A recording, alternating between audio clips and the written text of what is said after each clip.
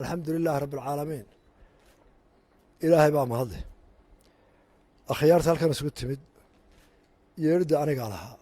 سؤال روح تاني كي ذاك أوي أنا بقى هذا الكبرابة أيام وقعي ما أنت ساعد كله كودي ملها وحنا إيه كيني باق لأن يردين وهو قامنا أيوة عبد الكريم أحمد موجه أو إمكها شرحي وقعدك بدأ مقالة هرقيسة dhigay record aan hore loo dhigin u malayn maayo inuu jiro murashax Yurub iyo meel oo adduunkaaba cod intaa leeg kaliya helaa oo kale miidiyaha ka dalbaday waxaan doonayaa arrintaa oo xaqii codbixiyaashii la doortay la hortaagan yahay in cadaalad ahaan uu soo dhex galo marka anoo taa ka jawaabaya isla saacaddiiba waan raadiyey inaan helo oon ku idhaahdo diyaar baan ahay ina kale mar haddaad baaq dee hawada soo marsan anigu idiin soo marinayo baaqa hawada ii kale anigu tiwaatirkan idiin soo marin maayo miiran idiin soo marin maayo ii kaalay aan ku wada hadal leh arrintaasay ku timid marka koowaad aada iyo aad ayaan idiin soo dhaweynaya waxaan idinku hambalyaynayaa isaga iyo raggii la kaambangaray ama la socdoba guushaa weynaa gaadheen waxaa kaloo hambalyaynayaa dhammaan shacabka somalilan meelay joogaanba da' kasta rooliya caruur sheekh iyo shariif miyiyo magaalo rag iyo dumar qurba joog sida wanaagsan ee niyad samaanta aynu doorashadii u gallay dadku markay niyad samaadaan ee calooshoodu sufayowdahay wax wada qabsanayaan ilaahayna wuu gargaaraa ilaahayna wuu nagu gargaarayo waa doorashadii gaari shil galay oo dad ku dhinteen mooyaane aan wax dhibaatay ka dhicin taasina awood aanu leenahay maaha ilaahay baa inagu gargaaro nuga mahadnaqaynaa innaguna caloolsamaan baynu ku dadaalnay nabadda way noogu dhammaatay wanaagna way noogu dhammaatay ummadduna way noguma jeertay taa aynu ilaahay saa nagu siiyey waxaynu ku dadaalanaa inaanay gelin wax shaasheeyaa doorashadeennii doorashooyin ka dambeeya golayaasha iyo mayradeelana inay ku dhammaadaan si turxaan la-aanah oo wixii yimaadaba la qaboojiyo waxaan aad uga xumahay inaanu ku dadaalnay in hablahaas doorashada qayb ka helaan annagu xukumad ahaan koota in loo sameeyaanu soo jeedin golaha sharci dejintaa nagu diiday baarlamaankaa nagu soo diiday waxaanu u howlgallay waxa wixii carqalad ku noqon kara hablaha iyo dhalinyarada doorashada inaanu ka dhaafno dhammaan dhaqaale lagu waajibiyey inuu qofku doorashada ku galo waa ka dhaafna hablaha haddana nasiib darro wixii waxba kama naas caddaan oo hablihii lama dooranin laba saddex marka doortay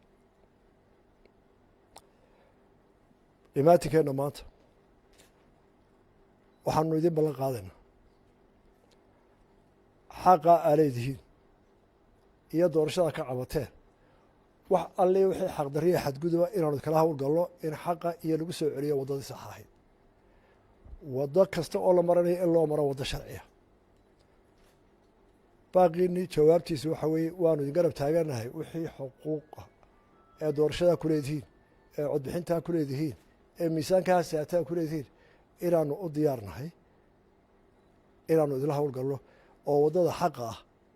ee dawga an lagu soo celiyo idinkana gardarra idin qaadi mayno oo wax gardarraa oo xad ka gudubsan dee socon mayso waxaad xaq u leedihiinna anigu madaxweyne ahaan dee waan idinla hirgelinaya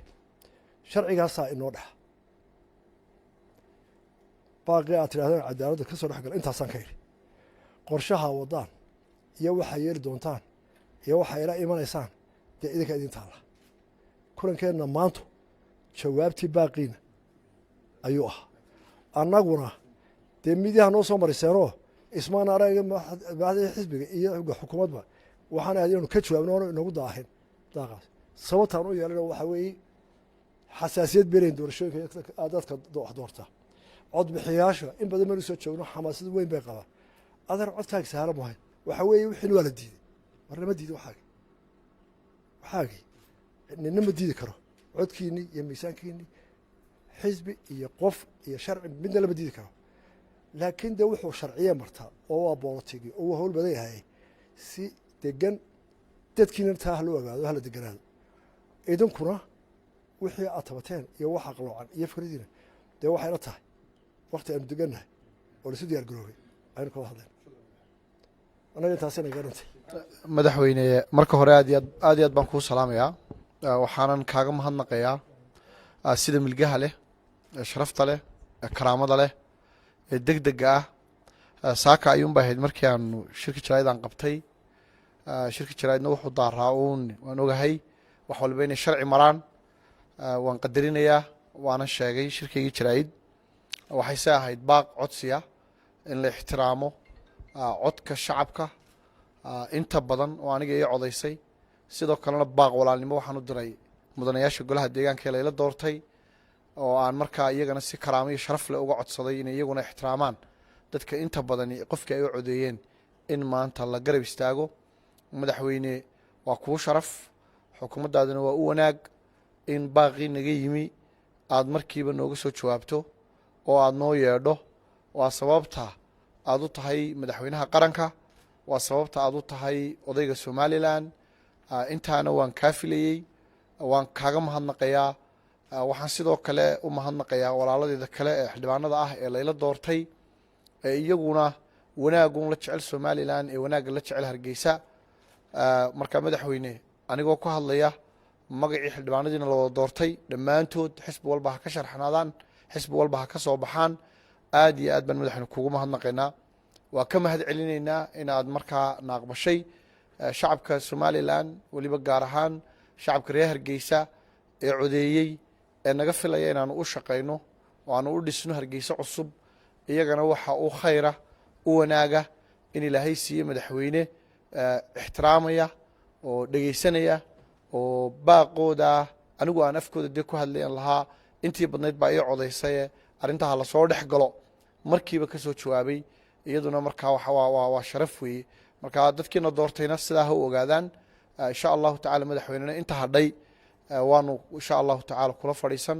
waanu kula dhammayn waa ogol lahay sharciga inay marto waa ogol lahay inay fadhiyo badan marto waa ogol lahay in maaragtay la wada hadlo waxaanan rajaynayaa un insha allahu tacaala in dadkeenna wanaagsan ee doorashada wanaagsan ay u dhacday ee midoobay ee markii ugu horreysay taariikhda hal qof uga wada codeeyey koono kasta oo magaalada ah iyagoo iska ilaawaya qabiilka iyo xaafadahaba in markaa insha allahu tacaala waxay raalli ku yihiin oo wanaagsani golaha deegaanka cusub dhexdooda ka soo baxo shaqo wanaagsan la wada qabto iyadoo la midaysan yahay hargeysadaynu jecelahayna markaa aynu dhisano waayo caasimadii weeye magaaladii qaranka weeye magaaladii la wada lahaa weeye hawl weyn baa halkan taal 17 xildhibaan la doortayna xil weyn baa saaran qofka mas-uuliyadda qaadayana wuxuu u baahan yahay inuu isku wado dadka reer somaliland oo dhan waxaa la rabaa dadka reer hargeysa in la isku wado qofka mas-uuliyadda qaadaya markaa uma baahna inuu dhinac u janjeero inuu maaragtay xisbi gaara ku abtirsado waanu karaameynna xisbiyadaanu ka soo baxnay waanu ka mid nahay laakiin haddii dee kuraasta aanu u soconno aanu helo ummadda oo dhan baanu u shaqaynaynaa qaaraan xisbiye ku jirin baa jira qaar xisbiye ku jira marka ummaddana sidaa wanaagsan ee khayr kale baan ugu shaqaynayna madaxweyne marka halka ugu dambaysa waa kuu mahadnaqayaa wanaagga iyo degdega iyo baaqa aad noogu soo jawaabtay waanay ahayd iyadoon baaq ahayn inaanu dhammaantayo xildhibaanadu karti si fiisid kuugu nimaadno oo kusoo booqanno marka tanna waxaan uga faa'iidaysanaa madaxweyne booqashadayada xaqa aad noogu lahayd inay tahay wasalaamu calaykum waraxmatullaahi wabarakaatu madaxweynaha wasiirada mudanayaasha xildhibaanada labada goloba ciddii ka fadhida mas-uuliyiinta kale ee qaranka mudanayaashii hore ee golaha dhammaantiin salaamu calaykum waraxmatullaahi wabarakaatu waxaan u malaynayaa munaasabadda waxay ku dhan tahay intii madaxweynuhu yidhi cabdikariinna si wanaagsan buu u hadlay waxaynu la soconnaa aynu guddigan wada qadarinaynaa waa laga werwersanaa annaka lafteedaa werwersaneen qoladeeda xukuumaddu werwerka ugu badan madaxweynuhu waxaanu malaynayaa anigu markaa dhakhtarna waan ka imi anigii madaxweynaha iyo intii doorashadu ay socotay dhowrkii casho intii ka dambeysay malaa maalintii 20 jeer ka badanna waanu wada hadli jirnay 10 jeer ka badanna waanu kulmi jirnay waa mare doorashadu way nagu cusbay doorasho laba golo waa mare muddo doora bay nagu yara rafato xamaasad fara badan baa maxaan ku dhahdaa gashay laakiin waxaynu kaga baxnay qadar ilaahay in doorashadii shacabkeenna ummadda reer somalilan aan deera hirdin waxaynu maqli jirnay deera may hirdiin shilkaa gaadhi ee dhacay waddadan hargeysiyo maxaanku dhahdaay berbera ayaa wax shila ka dhacay waxaa halkan inoogu yimi 31 diblomaasi oo dowlada ka socda oo ay 8 safiiro dowlada waaweyn yihiin inta kalena safiir ku-xigeen iyo diblomaasiyiin ay yihiin waxay inoogu yimi dhowr iyo 89 rag saaxiibo somaliland iyo dad adduunyada had iyo jeer loo dirto inay monitor gareeyaan maxaanku dhahdaay doorashooyinka waxay giddigood ka wada markhaati fureen oo imika socota hadda way hadlayaan ayaamaha nimankii iyagoo giddigood maaragtay ra'yigoodii isu keenaya in ay giddigood la yaaban yihiin doorashadii somaliland noocay u dhacday horta kolley waxay nagu wada waajibaa dadkana had iyo jeer calafna waa intii alla qoray waxaynu u baahanay inaynu ilaalino doorashada wax fara badan baa somaliland inoogu siyaadiyey inaynu ilaalino waxaa laba ah lagama maarmaan waxa ah haddii aan doorashadan cid wal oo doorashadaa gashay 900 in ka badan ayay marayaan maxaanku dhahdaay marka laysu geeyo xildhibaanada golaha deegaanka iyo xildhibaanada golaha maxaanku dhahday baarlamaanka waxaa dhacaya in ka badan 600 ayaa xil waayaya waxaynu u baahannahay iminka ayaantii hore waxaanu nidhi yaan la dabaaldegin sababtaan aanu nidhi yaan loo dabaaldegin waxa ay ahayd maadaama waxaan doorashooyinku inagu cusub yihiin nina wuu guulaystay oo dabaaldeg buu u baahan yahay nina de wuu dhacay wixii uu haystay baa ka raacay effortkiisii baa ka raacay marka xoogaa shimbira waaqleyn buu u qaadanayaa ninka kale marka waxaynu u baahannahay cid walbana inay xaqeeda hesho haddii kelmadda waan idin xasuusinaya haddii cid walba ay xaqeeda weydo ama cid walba xaqeeda la siin waayo wanaagina dhex ooli maayo marka waxaynu u baahannahay waa tartan siyaasi ah waa tartan doorasho waxaynu u baahannahay tartankaa doorasho inaynu taxamulkiisii yeelano in ay cid waliba ay hawsheeda samayso loolanka siyaasigihii waa meeshiisa tartanada siyaasigihii waa meesheeda wax waliba waxay u baahan tahay inay hufnaadaan